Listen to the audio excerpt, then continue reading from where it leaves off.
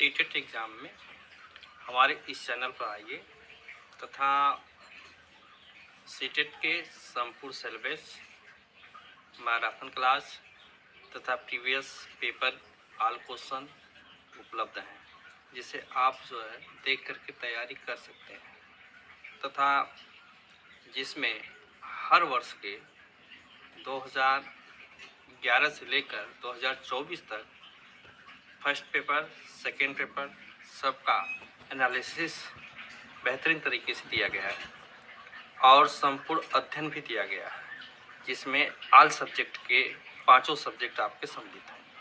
तो चैनल को like, subscribe तथा कमेंट कीजिए, वीडियो ज़्यादा से ज़्यादा शेयर कीजिए। आइए हम चलते हैं फटाफट के अंदाज में कंप्यूटर स्क्रीन पर और सारे क्वेश्चनों को एनालिसिस करके तैयारी करें। 100% के साथ आप अच्छे अंक प्राप्त करेंगे।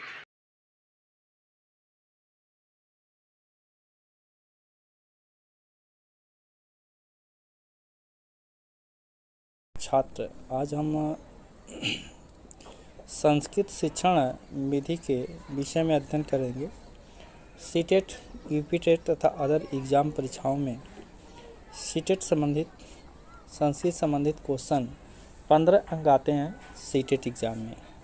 आज हम उन्हीं के विषय में अध्ययन करेंगे। प्रश्न आता है, संस्कृत शब्द की उत्पत्ति। चूँकि संस्कृत शब्द की उत्पत्ति सम, प्री प्लस कत्व से उत्पन्न होता है। संस्कृत भाषा विश्व की सबसे प्राचीन भाषा है।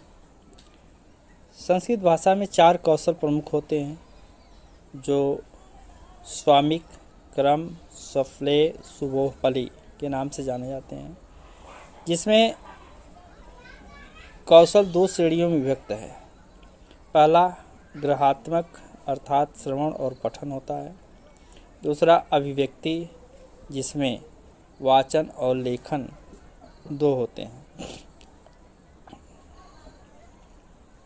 भाषा के रूप में कला तथा विज्ञान, भाषा के 2 रूप माने जाते हैं, कला और विज्ञान। शिक्षण की सफलता विधि, प्राविधिक, तकनीकी पर आधारित होती है। अब जैसे देखा जाए कि विधि और प्राविधि, तकनीकी क्या होती हैं, इनके विषय में अध्ययन किया जाए। चूँकि विधि, अगला क्वेश्चन, विधि किसी वस्तु को छात्रों के सामने अच्छे तरीके से या विधि से प्रस्तुत किया जाए, प्रस्तुतकरण किया जाए, यह विधि कहलाती है। उसको बालक के सामने कितना हो बढ़ा चढ़ाकर, कितने सुंदर गति से प्रदर्शित किया जाता हो, वह विधि कहलाती है।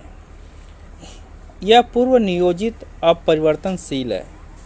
यह विधि पूर्व नियोजित व अपरिवर्तनशील मानी जाती है।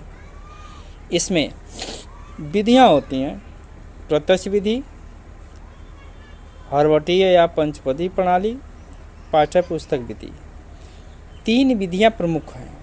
अब आइए हम 3 विधियों के विषय में जानते हैं। प्रपदी, ऐसी विधि जिसके अंतर्गत काठिन्य निवारण को स्पष्ट करके विषय वस्तु का छात्रों के सम्मुख प्रस्तुत किया जाता हो।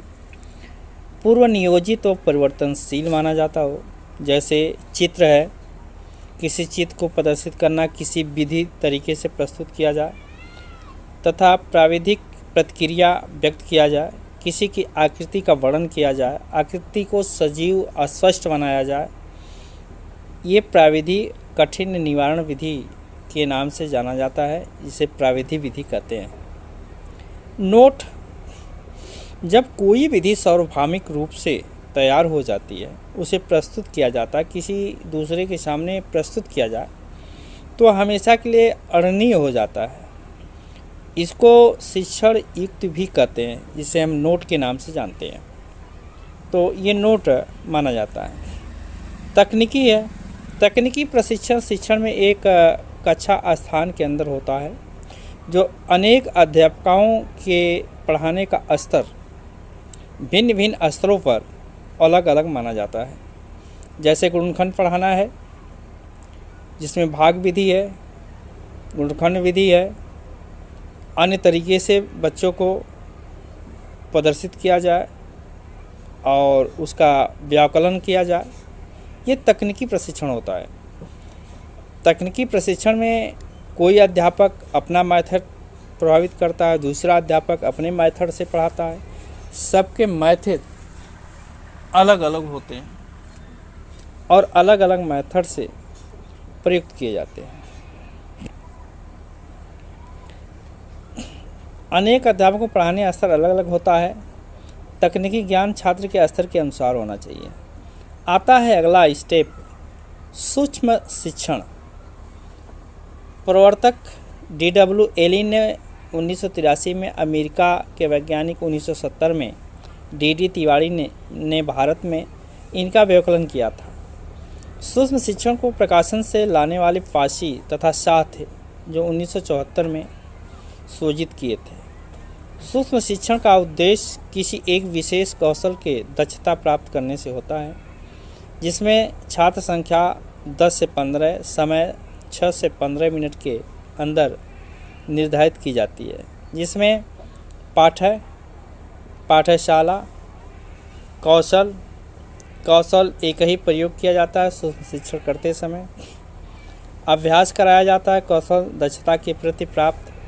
उपकरण दृश्य, जिसमें दृश्य आँख के द्वारा, छवि कान के द्वारा, सामग्री वस्तु के सामने रख करके उसका प्रदर्शन किया जाए। जैसे किसी बालक को एक जग बनाने की कल्पना प्रेरित किया जाता है, तो यह जग बालक देख करके अपने भावनाओं को व्यक्त करके उसका प्रदर्शन और चित्रण करता है।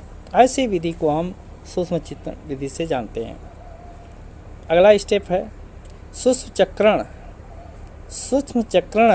सूक्ष्म शिक्षण के द्वारा सूक्ष्म शिक्षण चक्रण 6 चरणों में होता है।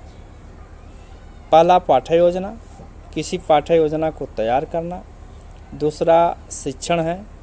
तीसरा प्रतिपुष्टि पुनर्बलन। चौथा पूर्ण पाठ्य योजना। छठवां पुनः शिक्षण और छठवां पुनः